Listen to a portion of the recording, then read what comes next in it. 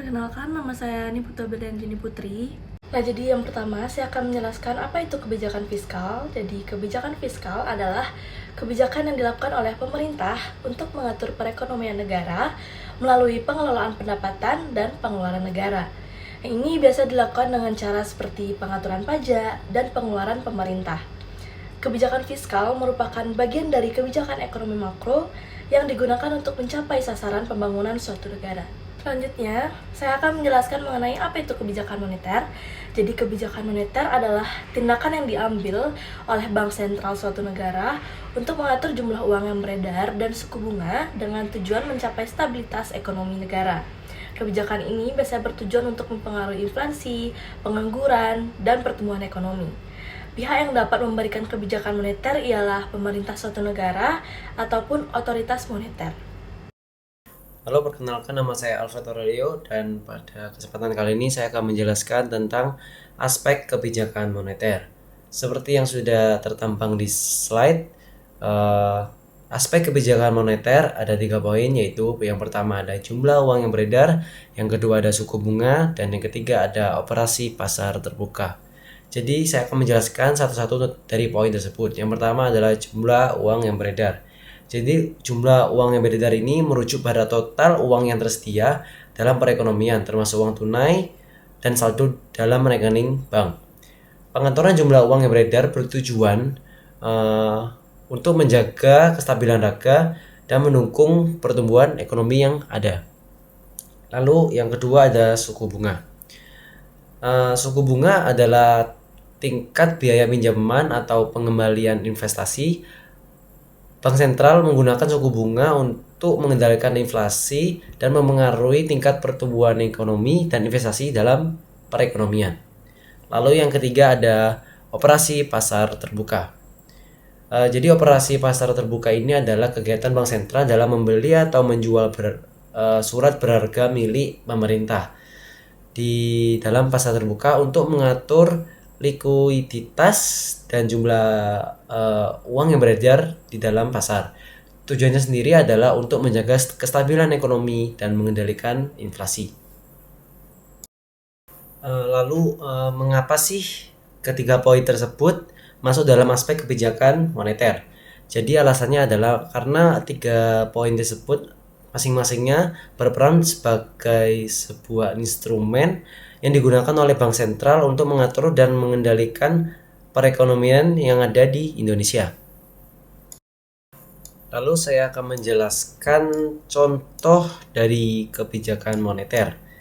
Jadi seperti yang terpampang di slide ada 3 contoh kebijakan moneter. Yang pertama ada bank sentral dapat menambah jumlah uang yang beredar dengan membeli obligasi dari pemerintah. Jadi maksudnya di sini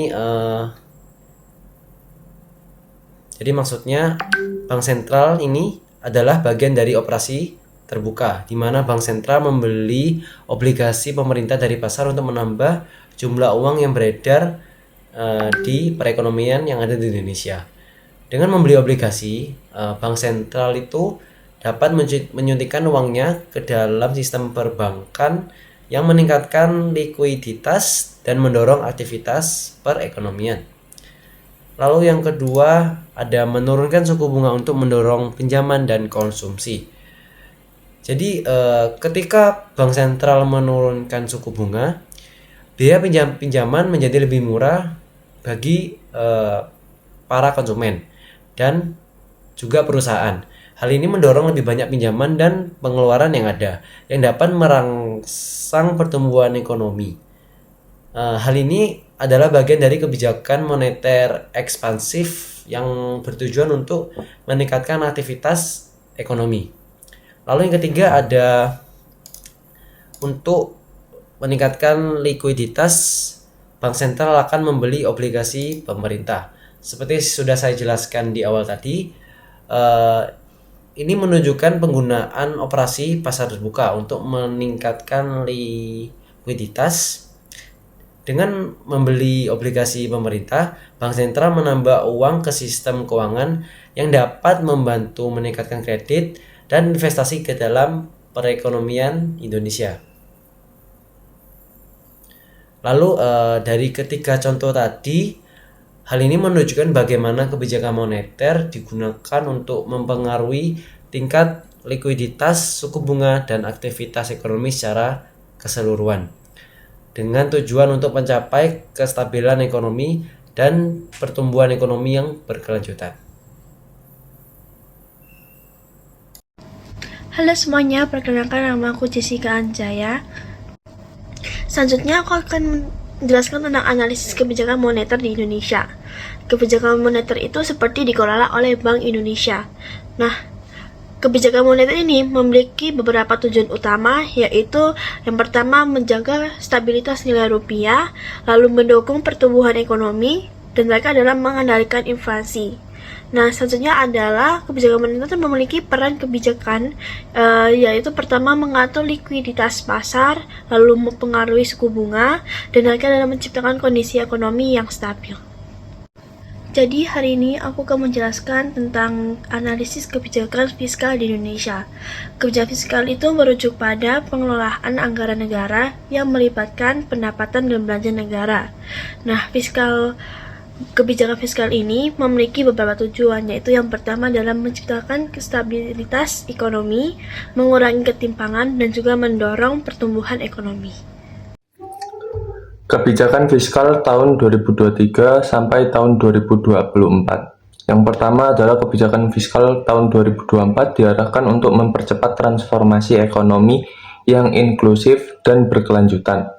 Pemerintah menyusun kerangka makroekonomi dan pokok-pokok kebijakan fiskal 2024 dengan tema ini. Yang kedua, Indonesia berhasil menjaga pertumbuhan ekonomi di atas 5% pada triwulan 1 tahun 2023, meskipun ada perlambatan global. Yang ketiga, yaitu inflasi terjaga pada level moderat, dengan tren menurun hingga 4,33% pada April 20. Selanjutnya, kebijakan moneter pada 2023 sampai 2024. Yang pertama adalah Bank Indonesia mempertahankan BI 7-day reverse repo rate sebesar 5,75% pada September 2023 untuk memastikan inflasi tetap rendah dan terkendali. Yang kedua, kebijakan moneter difokuskan pada stabilisasi nilai tukar rupiah melalui intervensi di pasar falas. Yang ketiga, Bank Indonesia mempercepat digitalisasi sistem pembayaran untuk memperluas inklusi ekonomi dan keuangan digital.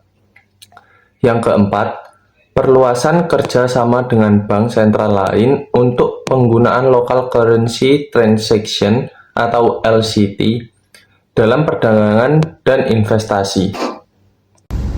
Perkenalkan, nama saya Jonathan Ariel, saya dari jurusan IBM RC angkatan 2024. Di sini saya akan menjelaskan mengenai aspek kebijakan fiskal. Yang pertama ada pendapatan negara atau pajak, meliputi pajak penghasilan atau yang disebut sebagai PPh, pajak pertambahan nilai yaitu PPN dan lain-lain. Yang kedua, terdapat pengeluaran pemerintah, meliputi infrastruktur, pendidikan, kesehatan, dan program sosial. Yang ketiga dan terakhir yaitu ada defisit atau surplus anggaran.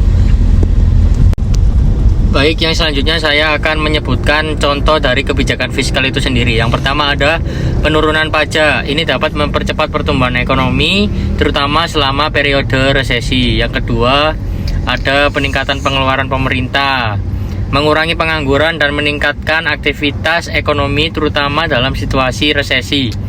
Yang ketiga ada kebijakan pengurangan belanja pemerintah dengan menurunkan utang negara dan mencegah inflasi yang berlebihan. Sekian dari saya, terima kasih. Nah, jadi kesimpulan yang dapat saya simpulkan dari materi ini adalah kebijakan fiskal dan moneter Indonesia memiliki peran yang sangat penting dalam menjaga kestabilan perekonomian negara.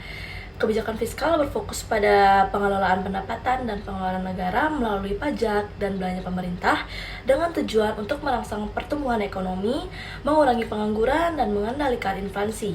Di sisi lain, kebijakan moneter berfungsi untuk mengatur jumlah uang yang beredar dan suku bunga untuk mempengaruhi kondisi likuiditas dan stabilitas harga dalam perekonomian negara. Sekian dan terima kasih.